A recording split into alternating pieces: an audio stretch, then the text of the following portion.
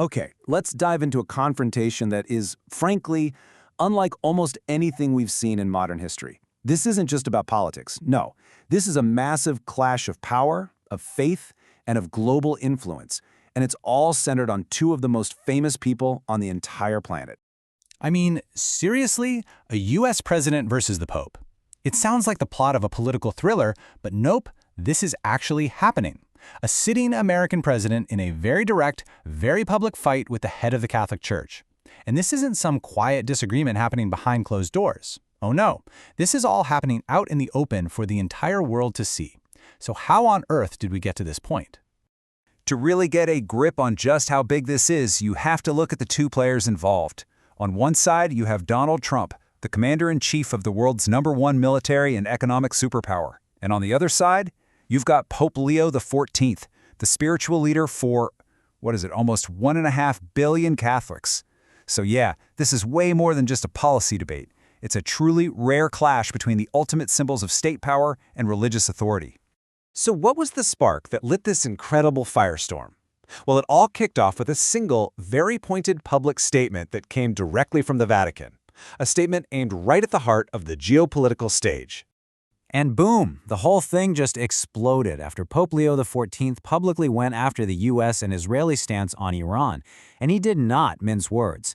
He called for an immediate ceasefire and a switch to diplomacy. And the language he used was just, wow, idolatry of power. With just those few words, he basically framed the whole thing as a moral crisis, arguing that you can't just invoke God to justify going to war. So how did President Trump respond? Well, exactly as you might expect, immediately and aggressively. He jumped on social media, he did interviews, and he fired back with a whole series of direct attacks. He called the Pope weak on crime, terrible on foreign policy, and flat out said he should stay out of politics. He was drawing a very clear line in the sand between the church's role and the state's decisions. And then, things got weird, like really 21st century weird.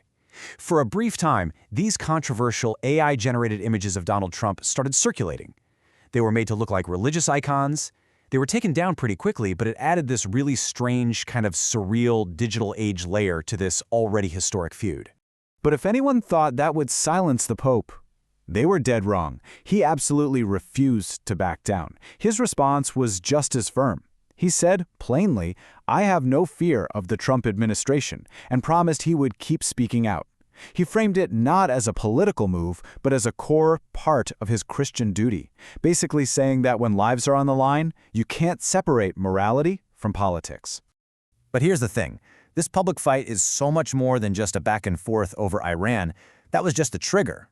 What we're actually seeing is the eruption of a conflict that's been simmering for a long, long time, and it's rooted in two completely different ways of seeing the world.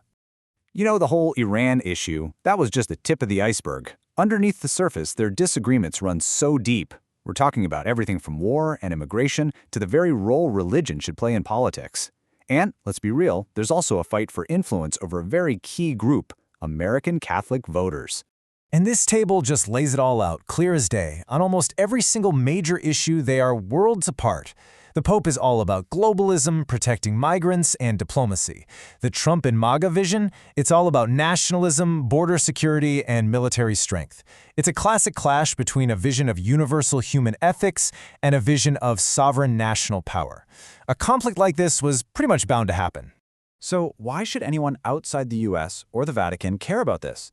Because this is way bigger than just one country or one church. The entire world is watching this play out because the ripple effects are massive. And you know what? Global leaders are finding that they're being forced to pick a side. And you can see the two camps forming pretty clearly. In the Pope's corner, you've got European leaders, peace activists, and a lot of liberal Christians who are praising him for what they call his moral courage. But on the other side, you've got conservatives, like Vice President J.D. Vance, who've come out to defend Trump, arguing that the Pope is overstepping and that the Vatican has no right to tell the U.S. what to do. But underneath all of this, the politics, the global reactions, the social media battles, there is one single detail that makes this feud truly historic. It's a game changer that completely alters the political math, especially inside the United States.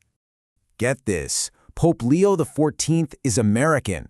He is the first U.S.-born pope in the entire history of the Catholic Church. And that's not just a fun fact for a trivia night. It's arguably the single most explosive ingredient in this entire confrontation. So why is that such a huge deal? Well, think about it. First, his critics can't just dismiss him as some foreign elite who doesn't get America. He does. Second, he has this incredibly deep, personal insight into American culture and politics. And third, and this is the big one, it gives his words so much more weight at home. His criticisms hit differently for U.S. voters because, in a way, he's one of them. So when you strip away all the headlines and the social media posts, what are you left with? You're left with a profound struggle. This is nothing less than a battle over the very definition of authority in the 21st century. It really all boils down to this fundamental split. On one side, you have the argument that a leader's number one job is to protect their nation's strength and security. End of story. On the other side is the belief that power without a moral compass always turns into tyranny. And that's the core fight here. Who has the moral high ground to define the Christian way to deal with power, war, and nationalism? And that leaves us with the ultimate question that this whole feud just forces us to think about. In a world with all these competing powers, political, military, spiritual, who really gets to have the final say on what's right and what's wrong? Who has the final say on moral authority?